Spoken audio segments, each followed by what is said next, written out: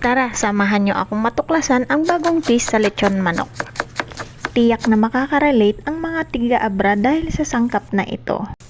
Pero bago po ang lahat, lubos po akong nagpapasalamat sa lahat ng aking mga viewers na patuloy na sumusuporta sa aking channel. Diyos te Agnina.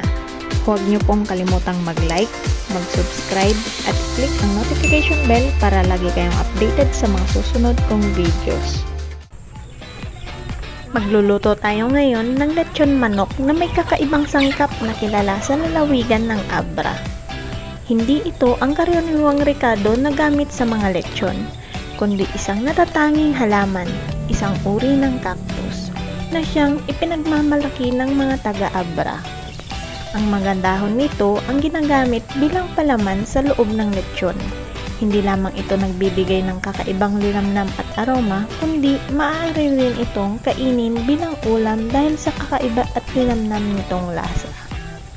Patok na patok ito sa masa, hindi lamang dahil sa lasa, kundi dahil na rin sa pagka-natural at lokal nitong pinagmulan. Simulan na natin ang paghahanda ng ating mga rekado para sa lechon manok. Hiwain natin ng manipis ang mga dahon ng karimbuaya. Mas mainam kung pantay-pantay ang hiwa para sabay-sabay itong maluto at sumama ang lasa sa manok. Ang sunod, balatan at hiwain ang isang buong bawang. Gusto natin ng maraming bawang para lumabas talaga ang aroma at lasa.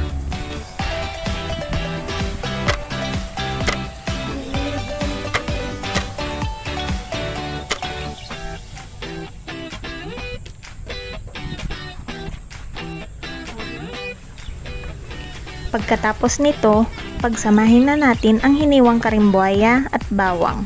Ihalo na rin ang kaunting paminta, toyo, kalamansi at asin para mas lumasa ang ating palaman.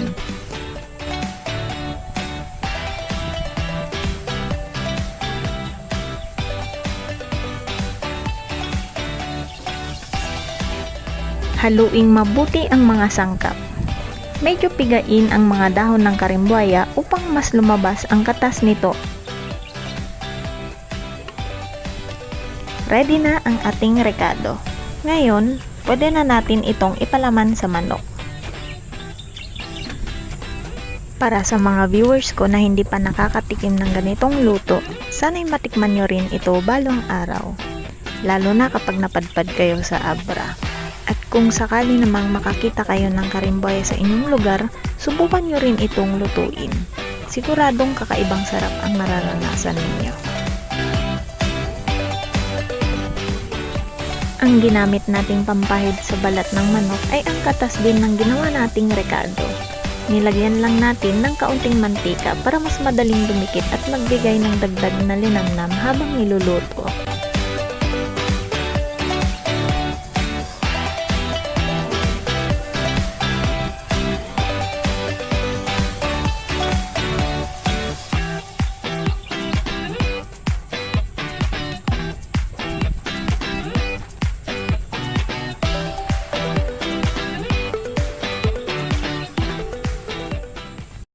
Dito na po nagtatapos ang ating video.